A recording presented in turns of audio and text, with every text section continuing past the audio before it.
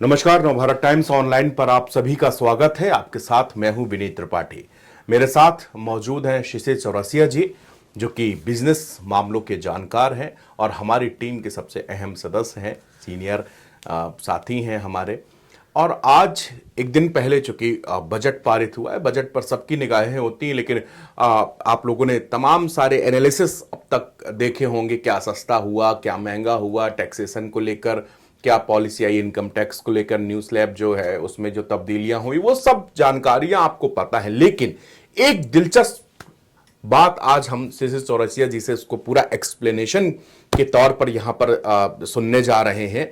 क्योंकि कहा जा रहा है कि अब जो है मकान यानी कि प्रॉपर्टी अगर आपने बेची तो उसमें आपको पहले से कम मुनाफा होगा, या यूं अगर इसको हम समझने की कोशिश करें कि आखिरकार टैक्सेशन में ऐसी कौन सी पॉलिसी चेंज हुई कि टैक्स को तो घटा के 20 से 12.5 कर दिया गया। लोगों ने यह सोचा कि अब तो फायदा होगा, लेकिन हो रहा है उसका उल्टा। ये कैसे?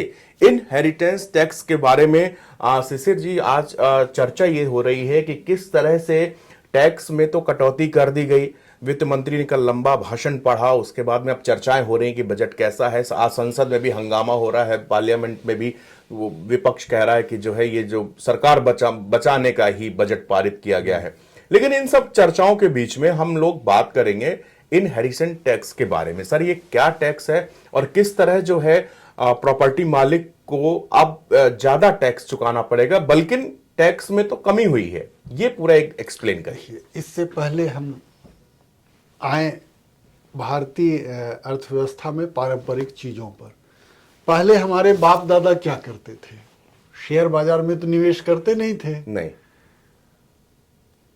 जब भी पैसे बचे, खेती में अच्छी आमदनी हुई, अच्छा फसल हुआ, तो वो या तो सोना खरीद लेते थे, घर में अपनी पत्नी या बच्चों या बेटे बेटियों के लिए कोई जेवर खरीद के रख लिए, या फिर जमीन में लगा देते थे।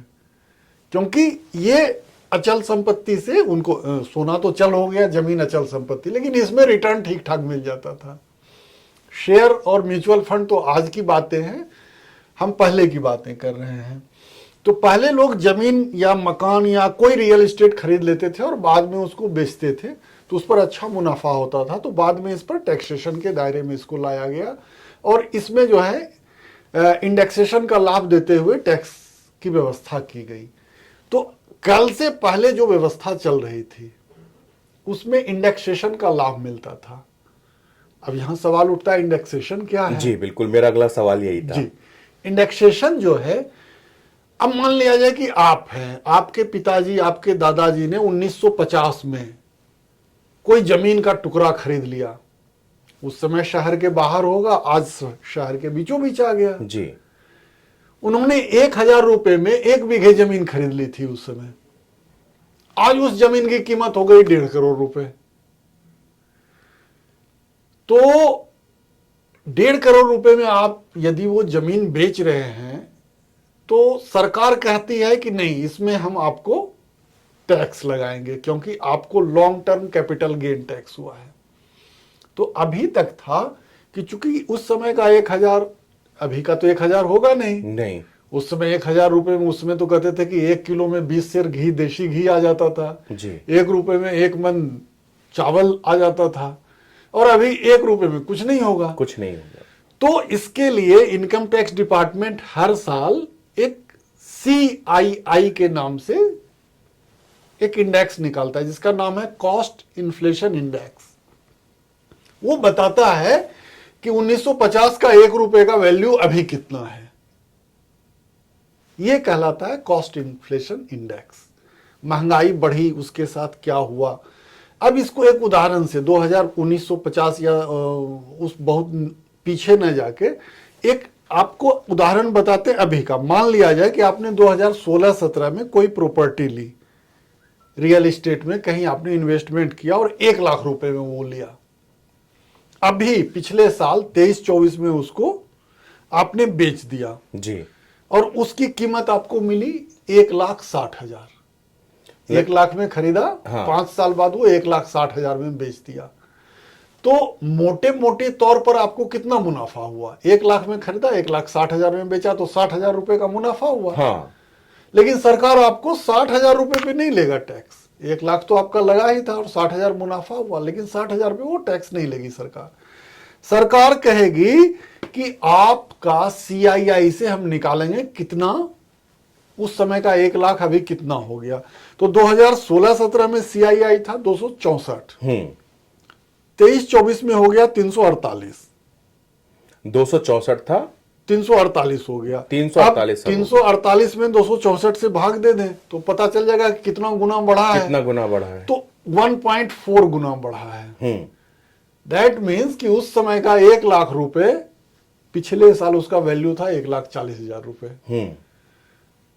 तो सरकार मान लेगी कि आपका 1 लाख आज 1,40,000 रुपए हो गया होता।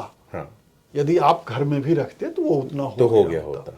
तो आपको जो 1,60,000 रुपए मिले उसमें से 1,40,000 घटा देगी। वो कहेगी नहीं, ये इनकी पूंजी लगी थी। 1 लाख आपने लगाया, वो आज 1,40,000 हो गया, तो वो आपकी पूंजी लगी थी। तो आपका शेष कितना बचा? 20,000 रुपए। तो 20,000 रुपए पर आपको 20% long term capital gain tax देना पड़ेगा। तो 20,000 रुपए पे 20% आप देते हैं तो कितना हुआ? 5 दूनी 10, 5,000 हुआ 10%। तो 10,000 दिए, आप छुट्टी पा गए। हाँ। टैक्स दे रहे हैं 20%, लेकिन लग रहा है आपको 10,000 रुपए। अब नई व्यवस्था में आइए जो कल घोषणा हुई है। ये अभी तक हम लोग जो समझ रहे थे ये कल से पहले की व्यवस्था है, यानी कि अब जो कल तब्दीली हुई है, जब निर्मला सीतारमण ने जो बजट पारित किया और उसके दौरान जो उन्होंने तब्दीली की, उसको अब समझते हैं। अब समझते हैं। आपने 1 लाख रुपए में 16-17 में खरीदा जी, आपने बेचा 1,60,000 रुपए में 5 साल बाद। ठीक है। अब सरकार कहती है कि आपको इंडेक्सेशन का लाभ नहीं मिलेगा। ये जो इंडेक्सेशन का लाभ मिल रहा था आपका, मतलब 1 लाख का 1,40,000 जो सरकार कहती है वो अब नहीं माना जाएगा। सरकार कहेगी नहीं, आपने तो बस 1 लाख में खरीदा है तो 1 लाख ही घटेगा जी, इससे ज्यादा नहीं घटेगा। ओके। कॉस्ट इन्फ्लेशन इंडेक्स का यहां लाभ नहीं मिलेगा। तो अब आपने 1,60,000 में बेचा, 1 लाख में खरीदा, तो बचे आपके हाथ में 60,000 रुपए। 60,000 पे आप 12.5% टैक्स दीजिए। तो 60,000 का 12.5% आप टैक्स देंगे तो वो हो गया 7,500 रुपए। 7,500 रुपए। आप पहले 20,000 पे 20% दिए थे, तो 20,000 पे 20%, 5% हुआ, 10% हुआ था 2,000, 20,000 का 20% हुआ 4,000। पहले आप दे रहे थे 4,000 रुपए टैक्स, अब आप देंगे 7,500 रुपए। तो टैक्स का रेट घट गया और टैक्स का बर्डन बढ़ गया। ये है कल का फैसला। तो ये इनहेरिटेंस टैक्स में अब जो बीच का, यानी कि जो सरकार को हम 1 लाख रुपए अपनी पूंजी लगाते थे और CII के द्वारा ये बताया जाता था कि अब जो है इतने सालों के बाद, यानी कि 5 साल के बाद या 7 साल के बाद आपकी जो 1 लाख है उसकी कीमत 1,40,000 है। आपने बेचा 1,60,000 का, तो वो जो 20,000 रुपए होता था, 1,40,000 तक सरकार मानती थी कि ये आप ही का जी पैसा है, ये आपका है, ये आपका है। अगर आप इसको घर में भी रखते या बैंक में रखते या आपको बचत खाते में डालते तो आपको इतना पैसा हो जाता। लेकिन आप उस 20,000 में जो आपने प्रॉफिट लिया, उसमें आपको लॉन्ग टर्म कैपिटल वाला जो टैक्स 20%, मतलब 20% लगेगा। 4,000 रुपए। 4,000 रुपए लगेगा। शुरू में हमने गलत बोल दिया था, 5 दूनी 10,000 बोल दिया था। हाँ, वो नहीं, वो 2 दूनी 4,000। 4,000 रुपए आपको देना होगा। 4,000 देना होगा। लेकिन अब जो नई टैक्स पॉलिसी है उसमें 7,500 जी। तो ये एक तो बड़ा अंतर हो गया। और ये तो कीमत, अब तो प्रॉपर्टी कीमत से बहुत, मतलब अब तो 2 BHK फ्लैट आप कहीं भी ले लीजिए तो 60-70 लाख रुपए से नीचे का है नहीं।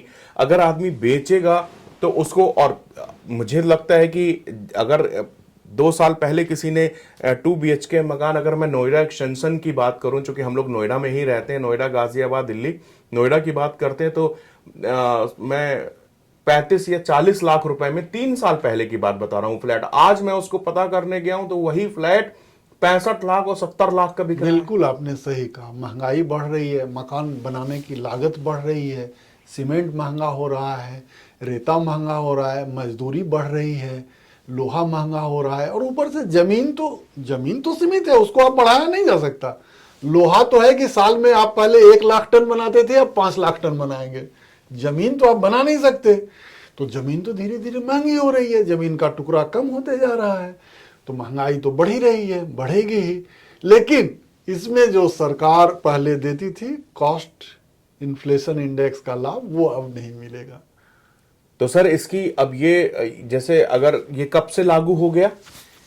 देखिए, आमतौर पर कर प्रस्ताव, जो सरकार के कर प्रस्ताव होते हैं वो तत्काल प्रभाव से लागू होते हैं। अच्छा। इस बारे में कल रात तक सीबीडीटी सीबीएसई से जो भी डायरेक्ट टैक्स इंडायरेक्ट टैक्स के जो भी प्रावधान हुए, कर प्रस्ताव इमीडिएट इफेक्ट से लागू होता है, चाहे वो कोई भी टैक्स हो। जी, नॉर्मली। इसीलिए क्योंकि यदि वो बजट पारित होने का वो दिन देखेगी तब तो ढेरों खेल हो चुका होगा तब तक में। इसीलिए जो टैक्स प्रोपोजल होते हैं सरकार के, वो इमीडिएट इफेक्ट से लागू होता है। जो भी कल मंत्री जी ने जो भी बजट भाषण में जो भी चीजों का जिक्र किया कर प्रस्ताव का, उससे जुड़े नोटिफिकेशन कल शाम तक वित्त मंत्रालय से निकल गए होंगे। कल शाम तक वो, और अब सब जगह अपने रीजनल ऑफिसेस जो हैं वहां कर प्रस्ताव इमीडिएट इफेक्ट से लागू होता है। मतलब शिशिर जी, अगर अब कोई प्रॉपर्टी कल बिकती है या परसों बिकती है तो उसमें अब ये इनहेरिटेंस टैक्स न्यू पॉलिसी के तहत अब उसकी गणना नए तरीके से होगी, और ये पूरे सब जगह ऑल ओवर इंडिया ये लागू होता है। भारत भूमि पर आप जहां भी कहेंगे, जहां भी इनकम टैक्स एक्ट 1961 लागू होगा, वहां ये इसी अच्छा सर, इसमें किसी तरह से स्टेट तो इन्वॉल्व नहीं होता? नहीं, स्टेट बिल्कुल इन्वॉल्व नहीं है। ये शुद्ध रूप से केंद्र सरकार का विषय है। ये इसमें आयकर केंद्र सरकार का विषय है, और आयकर के अंतर्गत ही ये सब सारे ये टैक्स इनकम टैक्स एक्ट का प्रावधान किया गया है। जी। तो देख सकते हैं आप, और कितना एक ये यूं कहें कि अगर किसी ने पूरा भाषण पढ़ा होगा, और मैंने कल भी एक डिस्कशन के दौरान इस चीज को कहा था कि जब हम लोग सीसी सर बजट को देखते हैं या बजट को पढ़ते चले आए, जब हमने स्कूल में भी जब हम अपने मास कम्युनिकेशन पढ़ने जाते तो उन्होंने कहा बजट आ रहा है तो बड़ी बड़ी टीवियों में हमको बैठाया जाता था, पूरा स्पीच सुनना है, आपको नोट करना है, लेकिन हम नोट करके भी कुछ समझ नहीं पाते थे। इसीलिए नहीं समझ पाते थे कि बजट में खास करके टैक्स प्रोपोजल बड़ा कूट भाषा में, उसको जो कूट भाषा कहते हैं ना, कोडिंग में होता है। ये सब आम आदमी के समझ की बाहर की बात होती है। ये हमें बताते हैं टैक्स अधिकारी, सीए।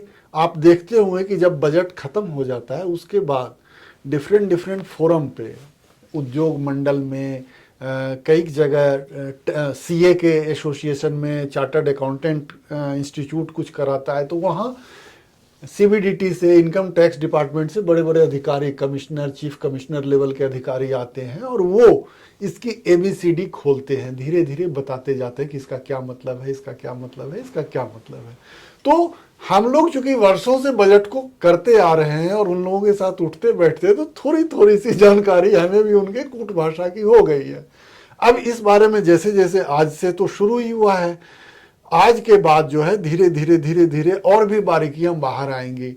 टैक्स अधिकारी हमें बताएंगे, हम लोगों को साथ में उद्योग के साथ, पत्रकारों के साथ चर्चा करेंगे कि इसका क्या मतलब है, इसका क्या मतलब है, इसका क्या मतलब है, इसका क्या इम्प्लीकेशन होगा।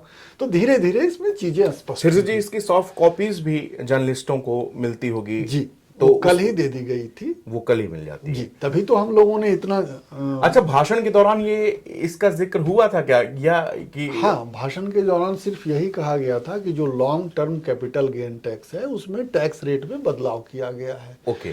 तो long term capital gain tax आपका रियल एस्टेट में भी लगता है, आपका इनहेरिटेंट टैक्स जो है आप पारिवारिक संपत्ति बेचते हैं उसमें भी लगता है। इसके साथ ही आप शेयर बाजार में निवेश करते हैं, शेयर में निवेश करते हैं, म्यूचुअल फंड में, इक्विटी बेस्ड म्यूचुअल फंड में, तो उसमें भी long term short term capital gain tax लगता है, तो उसके भी रेट में बदलाव किया गया है। अच्छा, तो केवल रियल एस्टेट में नहीं है, ये इसमें भी लगेगा? अगर आपने म्यूचुअल फंड में भी आप शेयर बाजार, इस वाले तो उसमें दूसरा नियम है। शेयर बाजार में है कि शेयर बाजार में कहा गया है कि आप शेयर में निवेश कर रहे हैं तो आप जब शेयर की खरीद करते हैं उस समय भी एसटीटी लगता है, सिक्योरिटी ट्रांजैक्शन टैक्स। जब बिक्री करते हैं तब भी एसटीटी लगता है। तो एक तो टैक्स वो लग गया, उसके बाद इस पर लगता है long term capital gain tax, short term capital gain tax. तो लॉन्ग टर्म और शॉर्ट टर्म की व्यवस्था, व्याख्या अलग की गई है शेयर बाजार में। सरकार मानती है कि आपने यदि शेयर बाजार में इक्विटी में 1 साल से ज्यादा अवधि के लिए निवेश किया तो वो लॉन्ग टर्म हो गया। 1 साल से ज्यादा ज्यादा अवधि। वो लॉन्ग टर्म में आता है। और 1 साल से कम अवधि के लिए निवेश किया तो short वो term। शॉर्ट टर्म है। तो शॉर्ट टर्म में पहले लगता था 15%, उसको बढ़ा के 20% कर दिया गया है टैक्स का रेट। और लॉन्ग टर्म में पहले लगता था 10%, उसको बढ़ा के 12.5% कर दिया गया है। शॉर्ट टर्म में ज्यादा बढ़ाया, 5% की बढ़ोतरी। जी, तो ये इसमें भी परिवर्तन हो गया। इसमें ही परिवर्तन।